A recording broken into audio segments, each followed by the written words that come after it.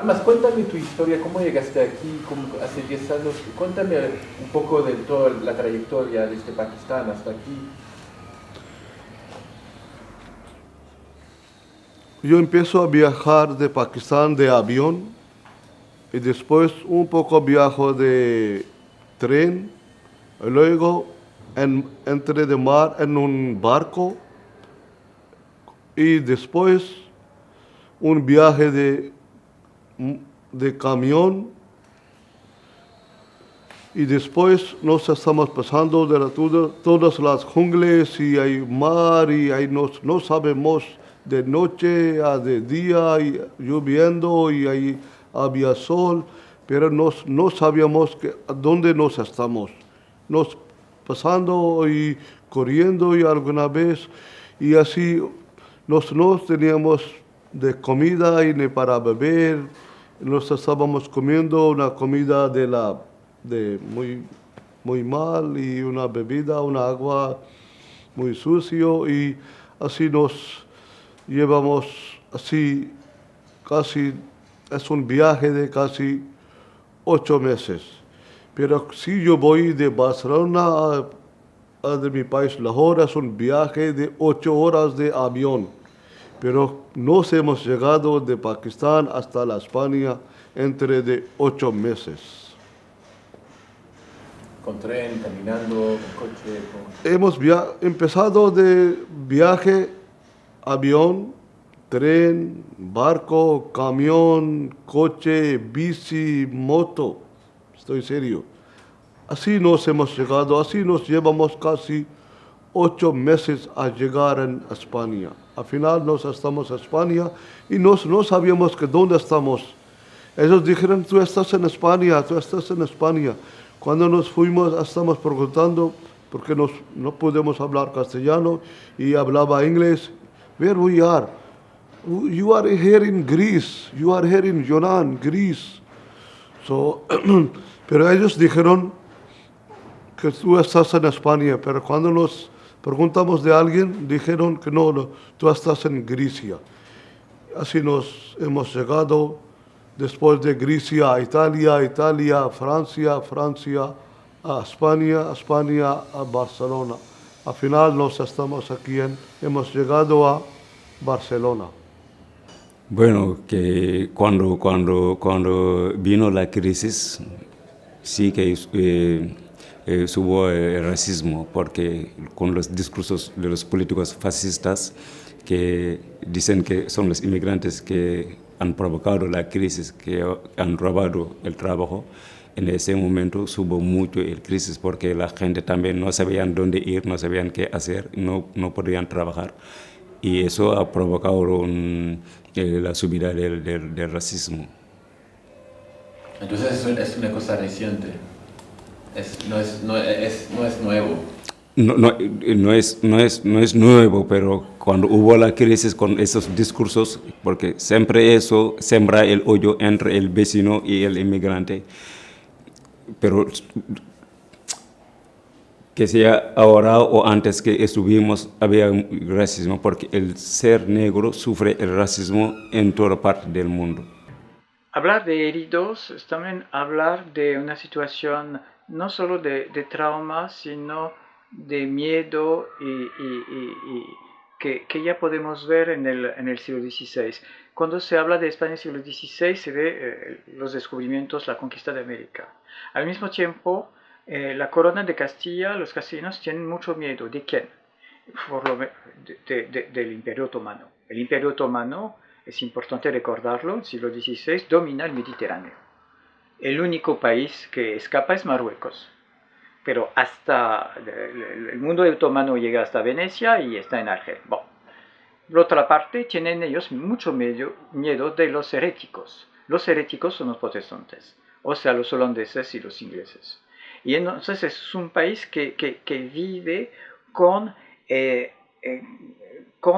frente siempre tratando de luchar en contra de amenazas. Y miedo de los heréticos, decía yo, miedo de los otomanes, de los turcos, pero miedo también de los moriscos. O sea, son las poblaciones muchas veces que siguen siendo musulmanes, que viven dentro del país. Y eso crea, es una herida, yo creo. Es una herida fuerte y es una herida que se cura de manera bastante brutal. En el caso de los moriscos se expulsan 250.000 gentes, hombres, viejos, mujeres, niños, etc. En el caso de Inglaterra o de Holanda, es la mutilación, o sea, de Holanda, o sea, el Imperio Español pierde Holanda completamente, pierde ciertos territorios, lo mismo con Inglaterra. Entonces, yo pensaría en términos de heridas, de miedo, de mutilaciones. Y este miedo, finalmente, a través de los siglos lo encontramos el miedo de la Ilustración, y después el miedo de los jacobinos y el miedo de los rojos, ¿no? Pero son miedos que son tan fuertes que provocan, en el caso del siglo XVI, la Invencible Armada, o sea, en contra del miedo que provoca Isabel de Inglaterra, que se hace una armada gigantesca y la solución completamente imposible es la invasión de Inglaterra, ¿no? Los moriscos es la expulsión, es la primera vez que un país europeo sistemáticamente deporta una población de gente nacida en su propio territorio, expulsando a todos, incluso a los moriscos que eran cristianos, o sea, porque no pueden hacer la diferencia. Entonces, miedo, heridas, frustraciones y reacciones de una inmensa brutalidad, la brutalidad de la guerra civil. Tuvimos una dictadura durante 40 años aquí y parece que sigamos todavía en esa dictadura 40 años, más de 40 años después. ¿Cómo puede ser que se quiera encarcelar a unos cantantes por hacer canciones o a un artista se le censure una obra de arte porque no se ajusta a los criterios de ideología de las personas que están en el poder?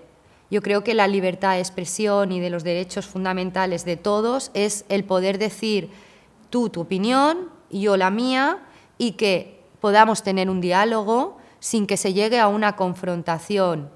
Pero aquí lo que está pasando es que estamos teniendo esa regresión que se podría llamar fascista, porque es mi voz solo la que puede sonar. Hay muchos inmigrantes como yo y como muchos inmigrantes que llevan 10 años legalmente en España. Y por la ley de extranjería, por la ley de España, cuando un inmigrante lleva 10 años legalmente en España, él tiene derecho de sacar nacionalidad de España. Pero el gobierno, ellos han modificado la ley de nacionalidad. Ahora nos tenemos que hacer 2 tipos de exámenes para sacar nacionalidad. Nos estamos trabajando en España. Nos estamos aquí en España a trabajar, no para estudiar. Nos no tenemos tiempo de estudiar. Nos estamos trabajando de toda la semana y todo el mes y nos estamos pagando impuesto. Y hace años como yo llevo 55 años. Antes no había escuela, no había colegio en mi país. Y nosotros no podemos estudiar, no podemos leer. Por eso nos pedimos nacionalidad sin examen. Nacionalidad sin examen ni cualquier tipo de examen, ni cultura, ni de idioma, ni de DLA2. Si quieren, nos podemos hacer un curso de castellano por ejemplo, de 60 horas, de 80 horas, de 90 horas. Ellos que nos podemos hacer y nos podemos presentar cuando nos entregamos y presentamos papeles de nacionalidad, nos podemos presentar un certificado de castellano por ejemplo, de 90 horas. No, pero la colonización tiene todas esas heridas. Y yo creo que, bueno, y también la negación de nuestras lenguas como lenguas primarias y como lenguas como tal, llamada después dialectos. Entonces, por ejemplo, un ejemplo, en los países latinoamericanos, en México, hay lo que se llama por lo menos como 40 dialectos distintos de indígenas. Y eso es algo que no se le enseña a nadie, que lo enseñan ellos de padre a hijo ahí y a medida que los van sofocando económicamente, tienen que hablar español y pierden la lengua, ¿no? Y qué decirte de los quechuas, un indio que está allí y que un indígena que está allí que habla quechua. Ay, pero qué bruto, no hablas español si eso es mi lengua original, es quechua, por favor. La otra me la impusiste tú. Y el quechua y hablar esas lenguas es un acto de resistencia. Y la lengua yoruba en Cuba, que quedó en el ambiente religioso, que era donde más o menos se podía guardar una cierta privacidad en esta práctica religiosa, si no hubiera habido este espacio, la lengua yoruba antigua hubiera muerto. En el tema del lenguaje, ¿no? En las lenguas, ¿no? Yo vi la causa un poco, porque todo el tiempo que llevaba aquí en Cataluña, siente la causa catalana, parece mucho a la causa masica, por la identidad, por la libertad, por la expresión, ¿no? Que siente también lo mismo que nosotros, aparte contra la idea árabe. No digo personas árabes que a lo mejor somos también víctimas de una política, de una causa que está detrás, o por los intereses de los estados o los comandantes y tal, pero digo como idea árabe y los gobernantes, ¿no? El papel del Islam es el enemigo común para todos, pero al mismo tiempo, constantemente, estos países cristianos luchan los unos en contra de los otros, y muchas veces buscan aliados entre la gente del Reino de Granada, de norte de África. Entonces, encontramos también en esta relación este movimiento de unificación y de explosión, fragmentación. Con el Islam es el rechazo absoluto del Islam, es la fascinación absoluta del Islam. O sea, hasta el punto de que los cristianos castellanos consideran como puramente cristiano formas de arquitectura que vienen, obviamente, del mundo islámico. O sea, hay una adopción tan fuerte, una apropiación de costumbres, de músicas, que ya no saben, no se dan cuenta de que eso viene desde fuera. Aquí los políticos, los periodistas, muchísimos medios de comunicación nos utilizan como herramientas para su propio beneficio, porque el político fascista nos utilizan para ganar votos, para sembrar hoyos. El periodista nos utilizan para vender su medio de comunicación. Fue de visita al Parlamento Europeo, invitado por un partido político para participarse allí en unas jornadas sobre el tema de inmigración, reunido en asambleas con eurodiputados, y resuelto al final que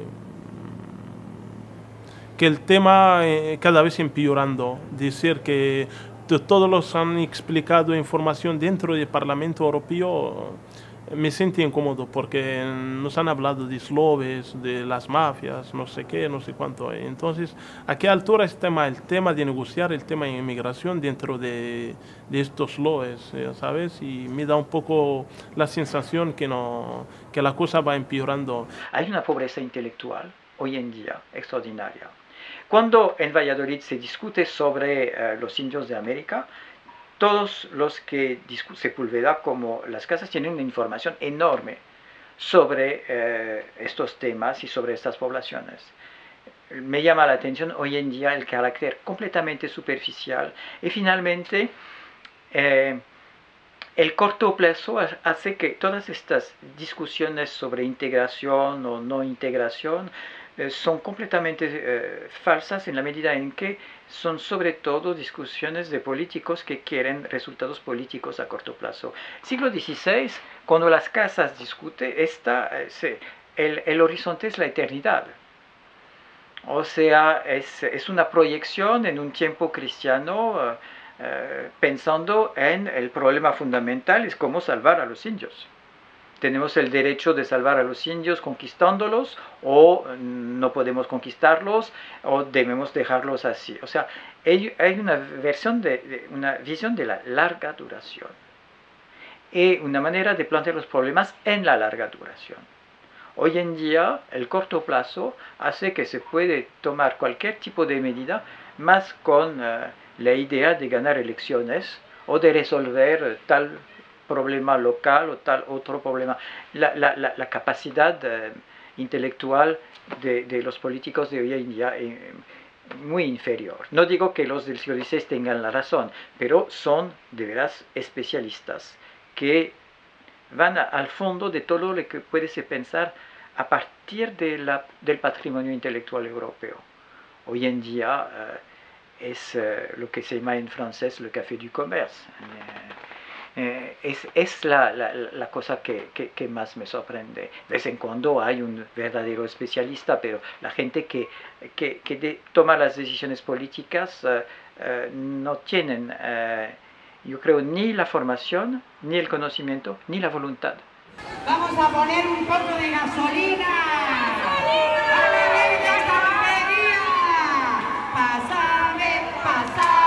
Pásame la gasolina. ¿Para qué? ¿Para qué? Para la ley de extranjería. Pásame la gasolina. ¿Para qué? ¿Para qué? Para la ley de extranjería.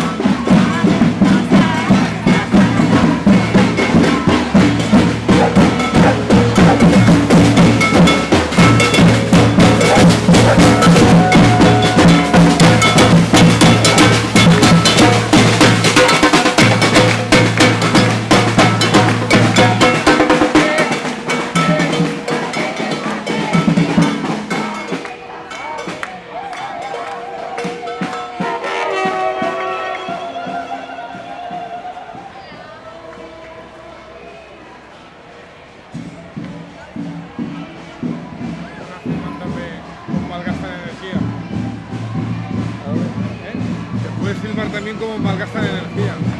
Claro, esto que filme. Lo que es muy importante es el paralelo entre esto y esto.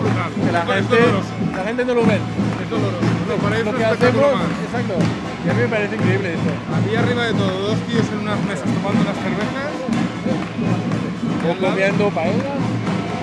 O mirando sin mirar.